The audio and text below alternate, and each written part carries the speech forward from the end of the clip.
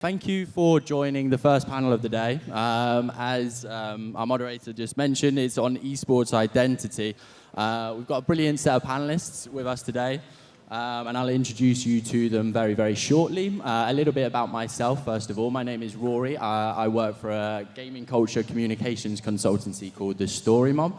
It's founded by Anna Rosman-Docic and Nicola Piggott about 5 years ago. We work for some of the biggest brands in the esports industry. So I'll now introduce you to our panelists, starting with yourself, Heather. Yeah, hi, I'm Heather. I'm the founder and CEO of Hot Drop, and you're all invited to the Hot Shot Pop Golf tonight. We're a creative marketing agency. We focus on content production and social media management and community management and the likes of that with non-endemic and endemic brands and teams within the esports space. So yeah, looking forward to being on this panel with you guys today. Hello everyone.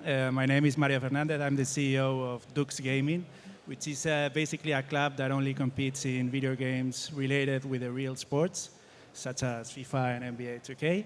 And we are, let's say, mixing the world of esports with the traditional sports, as we also have football clubs in Spain. Happy to be here with everyone. Brilliant. And Claire? Claire Hungate, COO and President of Team Liquid. Team Liquid, an esports organization. I think we still hold the record of being the most successful esports team of all time with the highest winnings. We are probably also the most global with headquarters in Europe, North America and South America. We play in about 18 different rosters from Counter-Strike, Dota, League through to World of Warcraft, Rocket League and StarCraft, which is probably our kind of legacy historical game that we still play in. Good morning, London. I am Kelly from Team Alliance, and we've been around for about 10 years. Some of you might know us because of our Dota 2 roster, but today we are, of course, home to many other players and creators. And I'm really excited to be here sharing my experiences with you and with this wonderful panel, of course. Esports identity. As we kind of explore this panel, I think what we wanted to do was look at esports identity initially in the past and where we've kind of come from as esports organizations and what identity looked like for them 10, 20 kind of years ago. And Kelly, as somebody who has an extensive amount of experience in the esports industry, I wondered if you could paint that picture for us of how esports organizations looked and formed and what their identity was around kind of 10, 20 years ago. About a decade or two ago, I guess when esports was still known as competitive gaming, a lot of it was very defined by your competitive results, and I would say that was pretty much it. Since social media and Twitch streaming and all these things didn't really come around until 2010, and that's when we really started to see the word esports, right? So compared to today, where we have pivoted a lot to entertainment, on top of the competitive side, I think that would be what's the biggest difference between the industry, 15 years ago and now at the moment. Yeah, fantastic. And Mario, as somebody who's working for an organization that maybe formed, I think it was 2018 that Dux Gaming formed, right? Yeah. How do you see the shift in how esports organizations were presenting themselves and identifying themselves, say, 15, 20 years ago to an organization that maybe formed 5 years ago, and what that shift has looked like? Well, I think for new organizations, the key thing is to make an impact in the world of esports. And this can be achieved by several movements. You can have a big name associated to your club. You can be in the stock market, I don't know. You can be the first club in something like being the first club in the metaverse. So for me, that's the most relevant thing for the new organizations. They need to make an impact because we have established super big global organizations, like some of the ones we have here today. And you need to somehow differentiate from them and make that impact. Yeah, so you touched on differentiating there, and Heather, as somebody who works in marketing for and has obviously represented and worked for quite a lot of brands in the past. I suppose, could you maybe paint a picture of some of the esports organizations that you personally think have got super creative and really differentiated themselves well in the past? Yeah, I think it's been really interesting, particularly when brands have been shifting between local and global, their strategies change. And I think this is one of the most magical things about the esports industry is esports teams, they're able to define what they do as an offering and kind of break the mold. And so preparing for this panel, I really had to dig deep and think about some of the standout moments. And one of the things that struck me when I was thinking about this was that actually TSM was probably one of the originators, if not the pioneer, of a lifestyle brand, as we see it before Optic, before FaZe. They were doing a lot of things that kind of you just didn't think about at the time. And then there was actually, going back in the archives of the mind, things like NIP. They had NIP TV 10 years ago, and they were creating communities around casting other games, like the Fnatic games. And this was really creative ways of using their brand and building communities. But more recently, things like BMW, that's been leveraged by Fnatic and Cloud9, and they were sponsored by, they had 6 esports teams shared by the same BMW sponsorship. So what they did is they created an anime series, and I think they're really creative ways to give back to the community and the support, but also build new fan bases, whether that's local or global, to those teams. So yeah, a few standout moments, and I'm sure everyone will be racking their brains now to think of like what was the creative moment of an esports team that they've seen that has gone, oh, that's different. So yeah. Brilliant. So yeah, hopefully that's kind of painted a picture of where we've come from. The next kind of section is actually looking at the present now. When we look at esports and identity, I think there's 1,000,001 directions we can go, but we've only got 35 minutes for this panel, so I wanted to focus on kind of a certain area basically. As Heather just mentioned there's a difference, and one thing that we were looking at when we were looking at this panel is there's a different kind of organizations and how they're positioning themselves geographically, and that's something that we wanted to dig into in this panel. So I suppose in esports and identity in terms of geography, there's organizations positioning themselves nationally, regionally, internationally, and that's the topic I wanted to get into now. And I suppose, Mario, for you, I wanted to kick off with yourself and Kelly, and maybe look at why esports organizations that have formed recently are looking at positioning themselves more from a national or a regional perspective, like Dux Gaming, for example. Yes, for me the key is more than a local or regional, it's the language, because we're based in Madrid, but we also have offices in Mexico and in Barcelona and players from Argentina, I don't know. So yeah, for me it's the language, the thing that is making us global. Of course, you have to have a broad audience, and for that you need a language that is widely spoken. But yeah, that's how we are getting global. Yeah, it's very language-based. And Kelly, I know that Alliance have, they're rooted in the Nordics, in Sweden, but you've kind of globalized a little bit more now. But talk to us a bit more about that regional focus that you're still rooted in. Yeah, the Nordics, it's a very attractive region for sponsors because in Western Europe, it's one of the highest spending power. So Alliance, we started out more as like a sister organization of EVA Geniuses, more like a European organization. And very quickly, we won the international within the first year that we were formed. So we started to get quite a lot of sponsors. It's very interesting to talk about regional because, most esports teams, they are looking to be global. But something that we have been, I just want to be honest and share my experience here, something that we have been noticing in the past 3 years as we have moved our, organization from being extremely Nordic focused, right?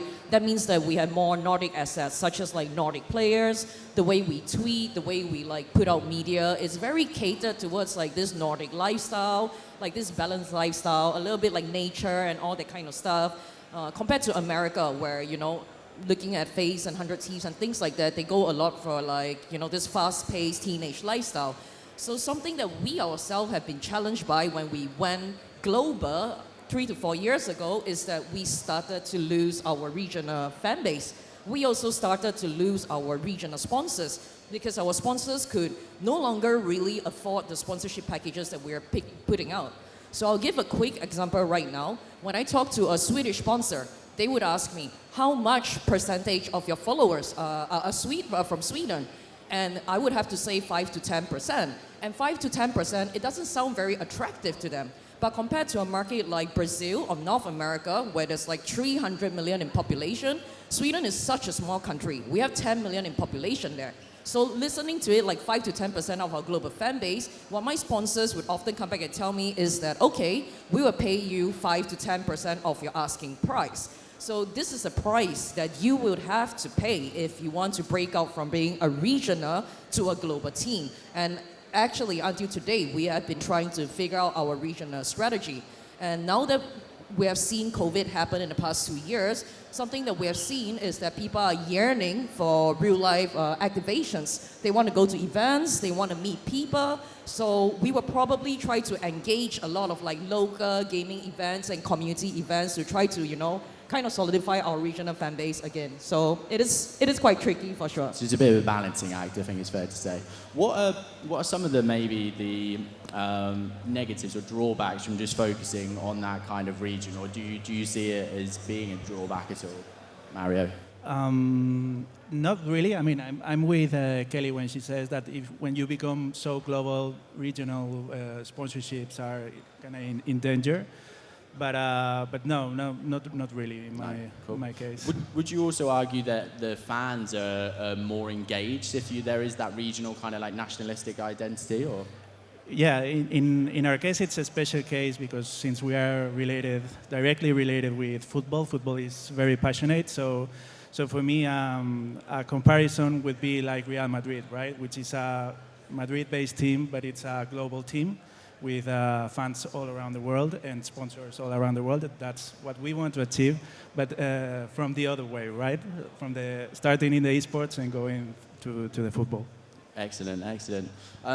And then I suppose looking at the other side then, for esports organizations that really position themselves and target an international audience, Claire, for example, Team Liquid, talk to us a little bit more about that, really. I suppose the benefits of targeting internationally, besides the fact that you are spread across such a big market. And do you think that for a brand like Team Liquid, it's because they are very much a legacy brand that they can tap into that international audience? No, I think it's a challenge for everyone, you know, not having that locality. You know, what we're sports teams at the end of the day, and what we're trying to create is tribal fandom. And, you know, if you look at something like soccer, it's taken them 100 years to create that tribal fandom that you really identify with I'm a fan of Manchester United, you know, to get someone to say, I'm a fan of Team Liquid, and to put that on their Twitter handle, to get them to really care about your brand. That's what makes them, you know, the difference between a super fan and a casual fan, and that's what makes them valuable. So you can have a global strategy, but you definitely need a local strategy, the way you operate. And you know, and that's the same. I come from a TV background, and I noticed the movement in content. I sold my company to Warner Brothers, and Warner Brothers thought they could sell all our British content to, you know, in all their packaging deals internationally. But then there was this movement where regional, local countries didn't want a load of US content, or they wanted local content. You know, and that is the same for digital marketing. You have to market locally. You have to appeal to fans in a way that is culturally sympathetic to the way that, you know, that they are and react to. And just to elaborate a little bit more on that, when it looks at identity and those regional focuses, does it shift ever so slightly, or is it very much still streamlined and you have your single kind of identity when you're focusing regionally?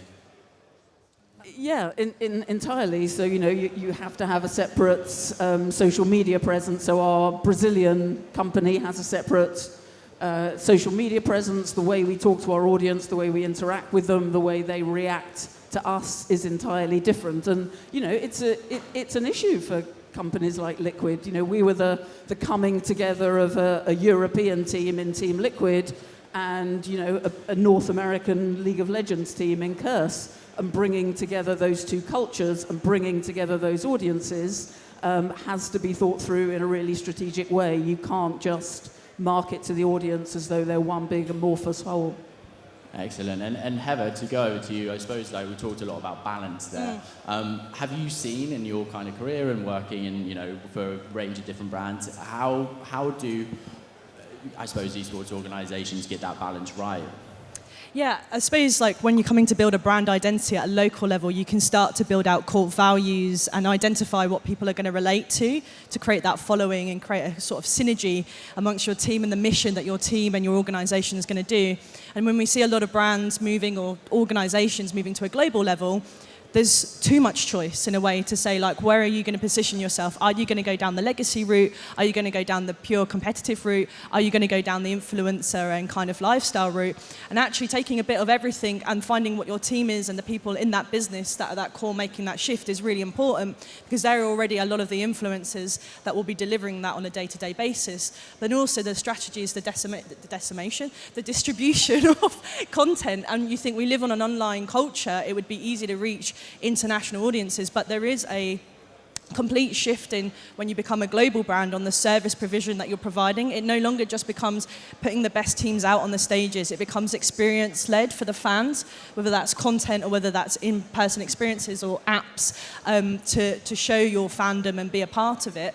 And so really we're seeing this constant shift of brands having identity. Years back, it was about the teams and who the teams were. It then became the players, and now it's living harmonious between the players and the teams, and they're able to diversify what they stand for and how they create. But we do need to generate strategies and long-term plans in that content and in interacting with audiences, but that becomes a kind of, I would say, a workload problem, because you could be translating everything for the Chinese audience, you could be translating everything for the Brazilian audience, and then making it culturally relevant to the Western world as well. So I think there's a lot. I admire what the teams do on both a local and global level, and I think they all have unique learnings. And I think we're on this journey together to discover, what do the audiences want next? What is the next step for esports brand identities? Yeah, amazing. I suppose open question actually now. Obviously, esports fans, we've all heard the narratives about how hyper-engaged they are. They're the biggest, most engaged fan bases out of, entertainment, sports, and so on. How much do fans these days influence your identity? Is that something that you are constantly looking at when organizations and what the fans want as well? Look, a brand evolves over time, but, it has something at its core that you have to be true and authentic to, but at the same time, as the market evolves, technology evolves, content evolves, audiences evolve, your brand has to evolve as well, but it has to keep that core authenticity. I suppose because we are an online culture, that it's very easy to knee-jerk as businesses, because we are so agile, whether you're global or local. If you do get some negative sentiment, it's like, well, that hasn't worked, we need to throw it out the window, start from scratch again. It's like, no, these things need to bed in, we need to get qualitative data, we need to make sure that the decisions we're making on the commercial viability and the longevity of these brands are going to exist. So when our clients and our brands are coming to us and saying, well, they didn't like that, it's like, okay, that's fine, maybe we revisit it, but let's try the next thing and trust the process. But also not being afraid to throw it out the window if it doesn't work. So it's also just having that open dialogue and trusting your gut half the time as well, which is quite troublesome sometimes, I'm sure. Amazing. I'm told it's 11 o'clock, so we'll move on to kind of the future section of this panel now. And yeah, very open-ended question here for all the panelists. What does esports identity for esports organizations look like in the future? Well, esports for us, I think for Alliance, some of you might know that we are, made up of pro players our ownership group is made up of previous pro players. So we are a pro team because we wanted to become the owners that we never had ourselves as players. That's why we became owners. Unfortunately, that means that my ownership group is very focused on the competitive side of the business. Over the past 3 to 4 years, I had, even though I didn't really want to, we had to hybrid a bit more into entertainment as well, which means we have to pick up a couple of more content creators. I'm sure that my answer might change next year. But today, if you ask me what it will look like, I hope that it will not just become the way it's going right now, moving towards very much lifestyle, very much about entertainment. I still hope that competitive esports can be the bigger part of esports rather than, this content creators and all of that. Don't get me wrong, that's super awesome. But I think for us at Alliance, we hope that competition and competitive esports can one day come back into the spotlight again, and that's what we are fighting for. Thank you. Yeah, look, I don't see it as a conundrum. You know, I know our title is the Esports Team Identity Conundrum. Teams will develop in different ways. They will develop different brands, and that's fine. You know, what FaZe does, what do they call themselves? Entertainment and lifestyle. That's fine. That's not what Team Liquid do. You know, we are an esports organization. Athletics comes first for us, but at the same time, the market and the ecosystem means that, you know, what we're doing is creating a global audience and we're monetizing them. And actually, you know, the enterprise and business lines we have behind the athletics are much more valuable to us than the athletics themselves. But, you know, our number one value is pursuing excellence, and we do that in everything we do. And the number one thing we do is we play esports, and we play it as well as we can. So the esports comes first for us, but absolutely in order to monetize our audience, we're also an entertainment network, a digital publisher, a digital marketing agency, a technology company, you know, whatever we have to be. Yeah, I also think that technology is going to drive some changes in the future, you know, metaverse, blockchain, all these kind of things. And I also think that as an esports club, we have a responsibility in terms of the values and beliefs and showing the youth how to use video games in a responsible way. So I bet that in the future, academies will get more and more important for esports clubs, and it's also a revenue stream, so good. Yeah, and I echo a lot of the sentiment on the panel here. It's about the players and the competition first. That's really what esports is.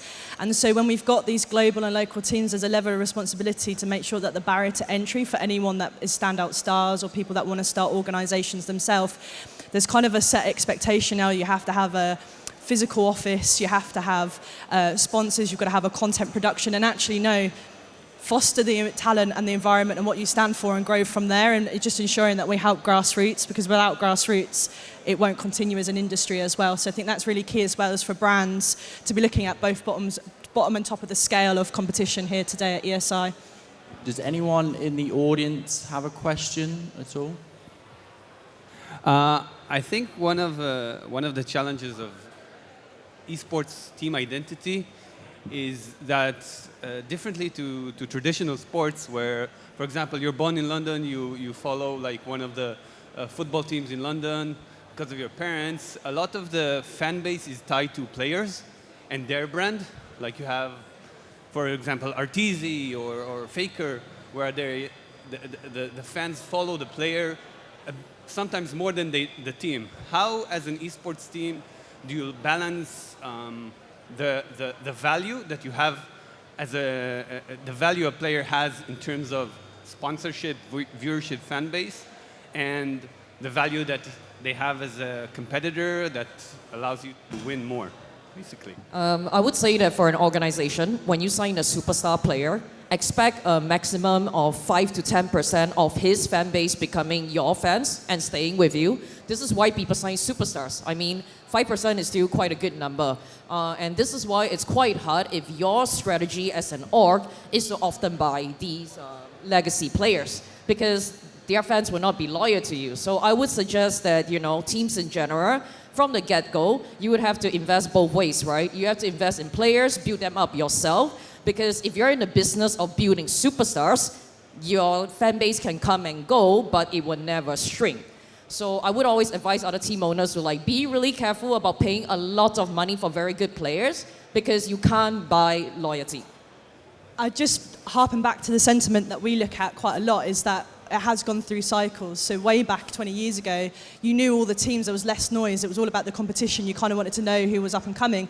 Players started to make frag movies and they started to make names for themselves, and then the players really became the stars of the show, and so they should, because they're, you know, superstars, as you mentioned, Kelly. But I think that's really a really good point about this panel, is that teams should and have the space to make their own identity, live harmoniously with the players, work with them and create some joint synergies whilst they're there with that organisation, but you want that legacy and that story to remain with the fan base, regardless of the player base, because they will move around, because that's what they would do in their career, just like anyone. So it's super key to think of that long-term brand strategy play as a team organization, really? Hello, yeah, thank you for the discussion. It was very interesting. My name is Ivan. I'm from Ukraine and I'm running Ukrainian Esports Club. And my question is about investments. From your point of view, like what kind of top 3 core things or reasons for investors to invest in your like particular esports club today? Brand first, the value that you create in your brand, and then the way that you can engage and create an audience around your brand. So, for me, the most valuable things Team Liquid own are its brand, and that brand has taken 21, 22 years to develop, and that brand lives and breathes in every single team player we have. I mean, we take our players through our brand values and our brand guidelines. They need to share those. And that's how we try and keep their fandom as well, because they need to live and breathe Team Liquid in the same way we do. But, we create global, engaged digital audiences in an age group where those audiences are valuable. So the most valuable thing we own after our brand is the audience that we create. And I will also add that it's a fun investment for them. It's not like investing in real estate or something. It's something that they can really feel and engage with, Well, yeah, thank you all for attending this morning's session. Round of applause for our panelists.